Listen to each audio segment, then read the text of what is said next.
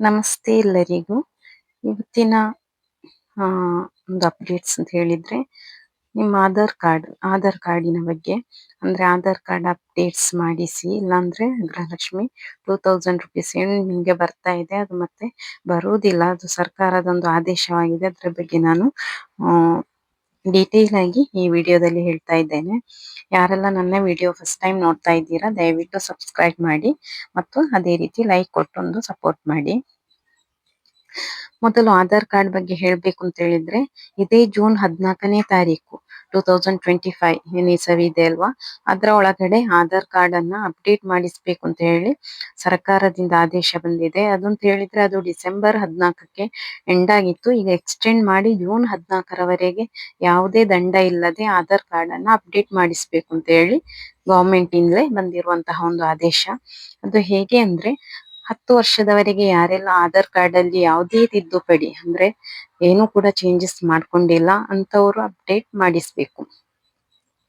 ಈಗ ತುಂಬಾ ಜನರಿಗೆ ಒಂದು ಡೌಟ್ಸ್ ಇದೆ. ಅದು ಏನಂದ್ರೆ, ನಾವು ಆಧಾರ್ ಕಾರ್ಡ್ ನಲ್ಲಿ ಫೋನ್ ನಂಬರ್ ಚೇಂಜ್ ಮಾಡಿಸಿದ್ವಿ 1 ವರ್ಷದ ಹಿಂದೆ, ಅಥವಾ 6 ತಿಂಗಳ ಹಿಂದೆ, ಅಥವಾ 5 ವರ್ಷದ ಹಿಂದೆ, ಹೀಗೆ ಅಂತೇಳಿ ಅಂತವರು ಅಪ್ಡೇಟ್ ಮಾಡಿಸ್ಬೇಕಾ ಅಂತ ಹೇಳಿ.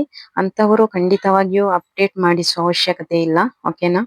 ಇನ್ನು 10 ವರ್ಷದಿಂದ ಈವರೆಗೆ ಏನಾದ್ರೂ ಚಿಕ್ಕ ಪುಟ್ಟ ಚೇಂಜಸ್ ಮಾಡಿಸ್ತಾ ಇದ್ರೆ ಅಂತವರು ಯಾರು ಕೂಡ ಅಪ್ಡೇಟ್ಸ್ ಮಾಡಿಸುವಂತಹ ಅವಶ್ಯಕತೆ ಇಲ್ಲ. ಅದು ಆಲ್ರೆಡಿ ಅಪ್ಡೇಟ್ ಆಗಿರ್ತದೆ.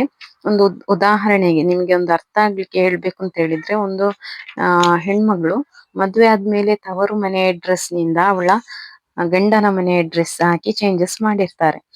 ಆವಾಗ ಅವಳ ಆಧಾರ್ ಕಾರ್ಡ್ ಅಪ್ಡೇಟ್ ಆಗಿದೆ, ಅಲ್ಲಿ ಅಡ್ರೆಸ್ ಚೇಂಜಸ್ ಆಗಿದೆ, ಅಂತವರು ಅಪ್ಡೇಟ್ ಮಾಡುವಂತಹ ಅವಶ್ಯಕತೆ ಇಲ್ಲ.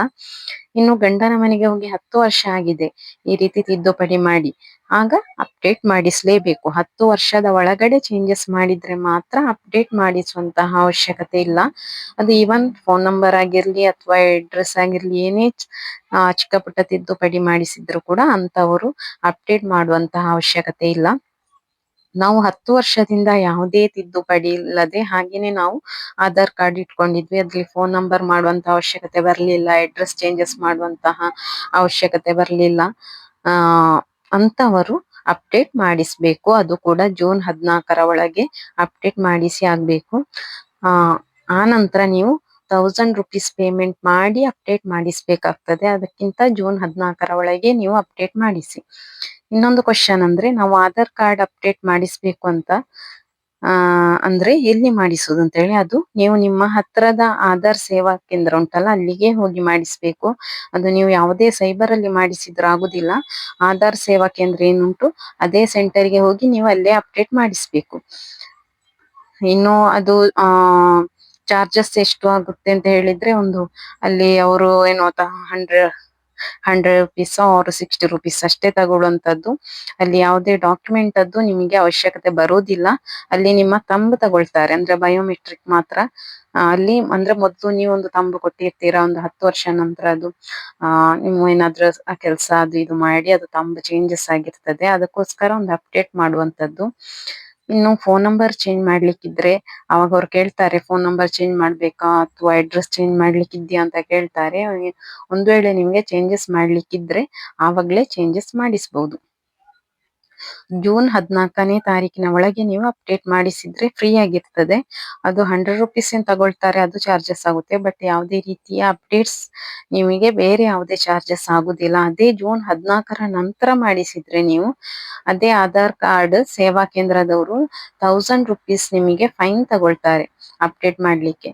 ಆಗ ನೀವು ಫೈನ್ ಕೊಟ್ಟು ನೀವು ಅಪ್ಡೇಟ್ ಮಾಡಿಸ್ಬೇಕಾಗ್ತದೆ. ಒಂದು ವೇಳೆ ನೀವು ಫೈನ್ ಕೊಡ್ಬೇಕಲ್ಲ ಅಂತ ಹೇಳಿ ಅಪ್ಡೇಟ್ ಮಾಡಿಸ್ತಿದ್ರೆ ಅದು ನಿಮಗೆ ಮುಂದೆ ಪ್ರಾಬ್ಲಮ್ ಆಗುತ್ತೆ. ಗವರ್ಮೆಂಟ್ ಅವರಿಗೆ ಅದು ಗೊತ್ತಾಗಲ್ವಾ ಅಂತ ನೀವು ಅನ್ಕೊಂಡ್ರೆ ಅದು ಗೊತ್ತಾಗುತ್ತೆ.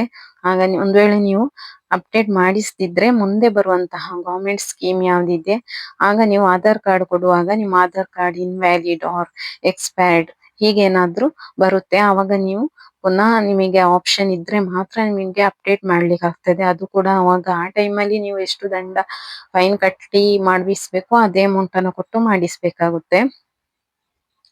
ಯಾವುದೇ ಗವರ್ಮೆಂಟ್ ಸ್ಕೀಮ್ಗಳಿಗೆ ಅಥವಾ ಯಾವುದಕ್ಕೂ ಕೂಡ ನಿಮಗೆ ಅಪ್ಲೈ ಮಾಡ್ಲಿಕ್ಕೆ ಆಗುದಿಲ್ಲ.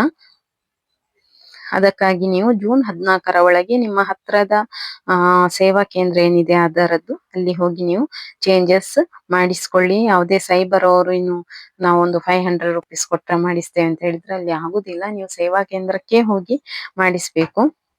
ಇನ್ನೊಂದು ಡೌಟ್ಸ್ ಅಂತ ಹೇಳಿದ್ರೆ ಆಧಾರ್ ಕಾರ್ಡ್ ಅಪ್ಡೇಟ್ ಮಾಡಿದಾಗ ಗೃಹಲಕ್ಷ್ಮಿ ಹಣ ನಿಂತು ಹೋಗುತ್ತಾ ಅಂತ ಹೇಳಿ ತುಂಬಾ ಮಹಿಳೆಯರಿಗೆ ಇದೊಂದು ಆ ಡೌಟ್ಸ್ ಇದೆ. ಅಂದ್ರೆ ನಾವು ಅಪ್ಡೇಟ್ ಅದಕ್ಕಾಗಿ ತುಂಬಾ ಜನರು ಅಪ್ಡೇಟ್ ಮಾಡಿಸದೆ ಹಾಗೆ ಇಟ್ಟಿರ್ತಾರೆ. ಅಪ್ಡೇಟ್ ಮಾಡಿಸಿದ್ರೆ ನಮ್ಮ ಗವರ್ಮೆಂಟ್ ಸ್ಕೀಮ್ ಏನಿದೆ ಗೃಹಲಕ್ಷ್ಮಿ ಅವರ ಪಿಂಚಣಿ ಯೋಜನೆ ಏನಾದ್ರು ಅದು ಸ್ಟಾಪ್ ಆಗುತ್ತಾ ಅಂತ ಹೇಳಿ ಖಂಡಿತವಾಗಿಯೂ ಸ್ಟಾಪ್ ಆಗುದಿಲ್ಲ.